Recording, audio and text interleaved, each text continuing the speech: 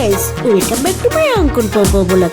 তো গাইস সকাল সকাল দইয়ালা চলে এসেছে। হ্যাঁ দইয়ালার থেকে এই দইয়ের হাঁড়িটা নিয়েছি আমরা, আর এতে ছিল 2 কিলো 350 দই। হ্যাঁ প্রত্যেক সপ্তাহে কিন্তু উনি আমাদের 1 হাঁড়ি বা 1 কেলি করে দই দিয়েই যায়। তবে হ্যাঁ আমাদের এখানে দইটা কিন্তু অসাধারণ, না খেলে বুঝতে পারবেন না। তো যাই হোক এখন আমরা বাটিতে নিয়ে নিচ্ছি। আর হ্যাঁ দেখো দইটা কিন্তু এইভাবে কাটালেই জলটা কেটে এক সাইডে থেকে যায়। আর হ্যাঁ আমি যখন বলছিলাম দইটা এইভাবে কাটাতে হয়, তখন কিন্তু আমাদের অঙ্কন বলছিল ওরা কি বাচ্চা, ওরা সবাই জানে দইটা কিভাবে কাটাতে হয়, সবাই জানে, তোমাকে অত বিশ্লেষণ করে বলতে হবে না। তো গাইস আমিও এইভাবে বলতে চাইনি। আরে দেখো দইটা কিন্তু চুরি হয়ে গেল একটা বাটি। তবে হ্যাঁ আমি কিন্তু এমন একটা সময় গেছে যে দইটাও ছুঁয়ে দেখতাম না, কিন্তু এখন দইটা কি করি বলো তো? এই দেখো এই যে দইটা এই ধরি আর এই খেয়ে নি। আর হ্যাঁ তোমরা কি আমার মতো এরকম বৈষ্ণবী আছো নাকি? আমি কিন্তু গরুর দুধ খাই না, বাট ঘি খাই বা গরুর দুধের দই খাই। তো এরকম বলে দুনিয়ায় দেখা যায় না। তো চলো আমি কিন্তু একদম দই খাইনি। আমাকে একটু দে না, আমি একটু খাই। তোরা একা একা খাচ্ছিস কেন? দে না দে না। যাই হোক আমার ভাগের ভাগটা কিন্তু আমি নিয়েই ছেড়েছি।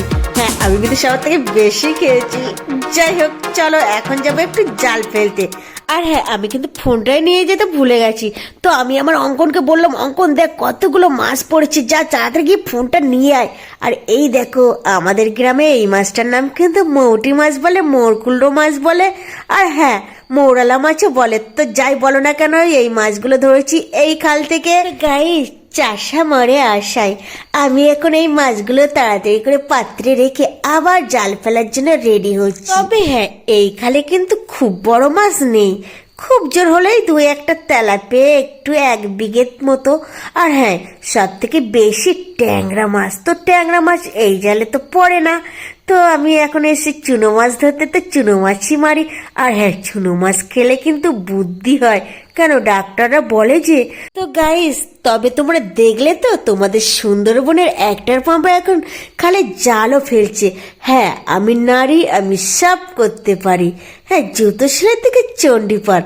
হ্যাঁ আমি বলে না, আমাদের সুন্দরবনের প্রত্যেকটা মেয়েরা সব রকম কাজ টুকটাক জেনেই থাকে, তার মধ্যে আমিও একজন যে এই কাজটা করছি। তো গাইস আমার বাবার কিন্তু 3.5 বিঘা ফিশারি ছিল, সেইখান থেকে একটু একটু অভ্যেস করতে করতে জাল ফেলাটা আমি শিখে নিয়েছি আমার মায়ের থেকে।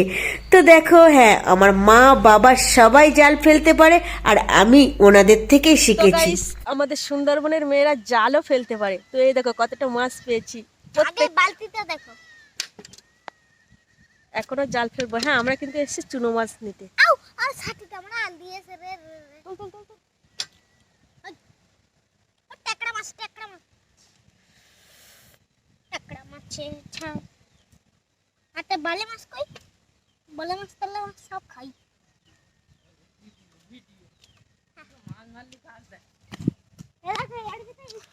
ওই তো মজা দোলালেই পয়সা। এই দেখো এই দেখো। এই নাও এইগুলো নাও। কই তো অনেক মোটা আছে। কখন বাচ্চা জানো? তো গাইস আমাদের সুন্দরবনের মানুষগুলো কিন্তু একদম অন্যরকম। হ্যাঁ আমাদের এই সময় যার বাড়িতে যে সবজি হোক না কেন আমরা সবাই সবাইকে দিই। আর হ্যাঁ আমি দিলাম দিদিকে 1 মুঠো মাছ, আর দিদি আমাকে দিল 2 মুঠো শাক। তো চলো চুনো মাছ দিয়ে হোক। আর হ্যাঁ আমি এখন আবার জাল ফেলে এসেছি। এই দেখো চুনো মাছে ভরপুর। অনেকদিন জাল ফেলি না, তো সেই জন্য একটু কোমরটাও ব্যথা করছিল। তো সেই জন্য রাস্তার উপর বসে একদম হাত পা খেলিয়ে মাছ বাছতে শুরু করেছি।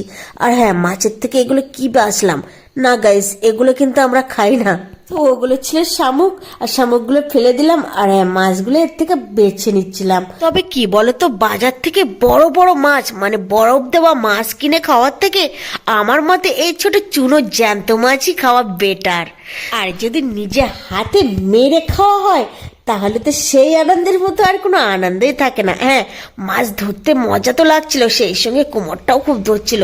তবে হ্যাঁ এই আমার লাস্ট জাল ফেলা, এতে যা পড়বে না পড়বে, কারণ হাতে আবার বেশি সময় নেই। কারণ ওই যে আমার একটার পম্পা চ্যানেলে শর্ট ভিডিও দিতে হবে, যেটা দেখার জন্য তোমরা অপেক্ষা করে বসে থাকো। তো গাইস চলো এটাই আমার লাস্ট জাল ফেলা। এতে যা হয় হবে, না হয় না হবে।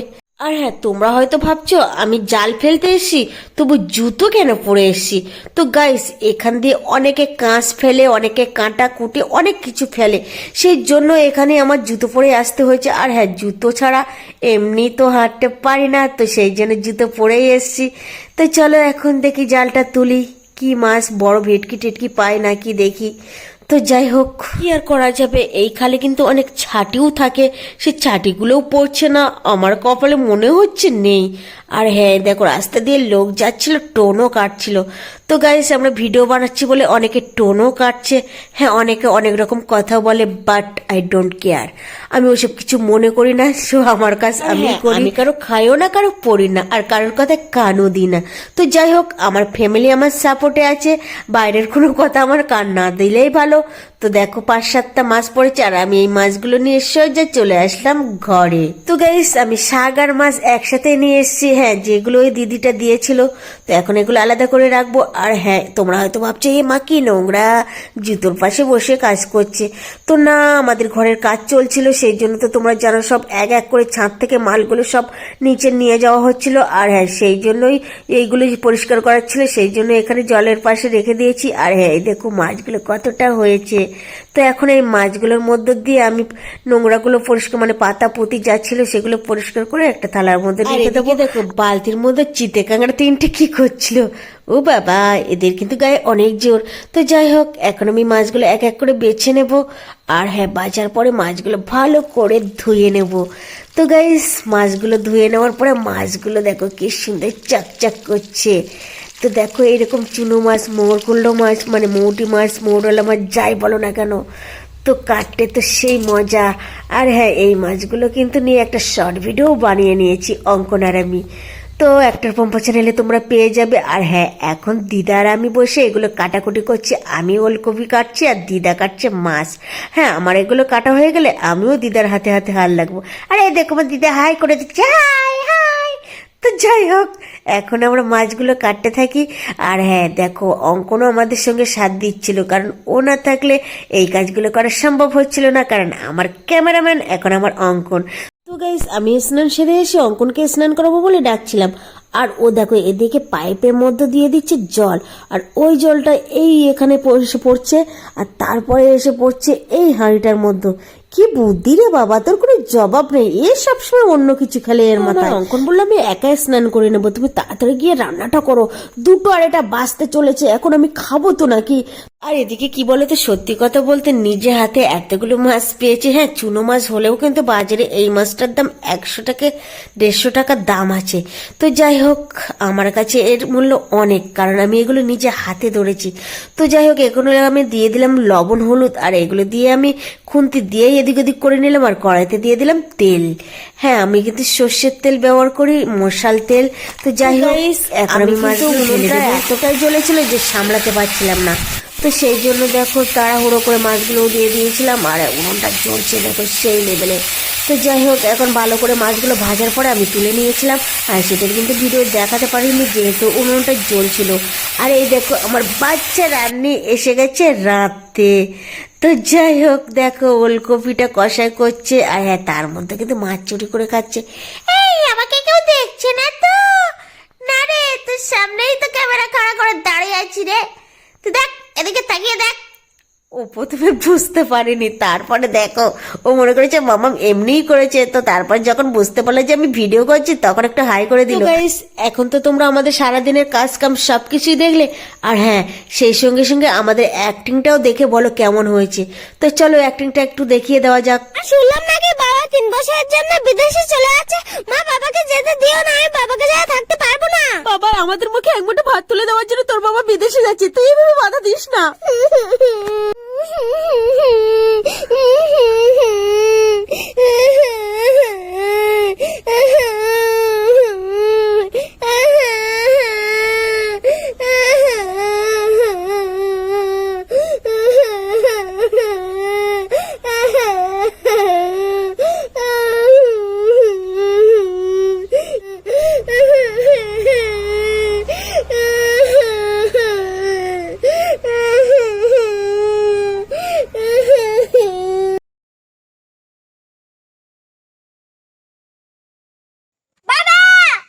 বাবা এইভাবে পিছু ডাকতে নেই।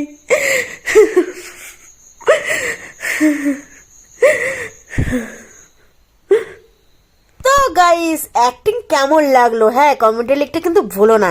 তো গাইস তারপর চলে আসলাম একটু পোলাও বানাতে। হ্যাঁ পোলাও বানাবো সেই জন্য মটরশুঁটি তারপরে গাজর বিনস সব ভেজে নিয়েছি, আর এদিকে ভাজছে আলু, আর সঙ্গে নিয়ে নিয়েছি কাজু আর কিশমিশ। হ্যাঁ এগুলো একটু লাল লাল করে ভেজে নেবো হালকা। এই দেখো আমি কিন্তু আস্তে আস্তে আমার পোলাওটা রেডি করে ফেলেছি। হ্যাঁ সেটার ফুল রেসিপি কিন্তু আমি দিইনি, তো জানো তোমরা সবাই বানাতে পারো। তো গাইস এখন আমরা বসে বসে পোলাও খেতে লাগি আর চিকেন কষা। তোমরা ততক্ষণে আমার চ্যানেলটাকে যা যা করার আছে করে দাও। আর হ্যাঁ তোমাদের সকলকে হ্যাপি নিউ ইয়ার, শুভ নববর্ষের প্রীতি শুভেচ্ছা জানাই। নতুন বছরটা খুব সুখে কাটুক, আর হ্যাঁ আমার যাতে সুখে কাটে সেই কামনা করো। টাটা বাই, ভালো থেকে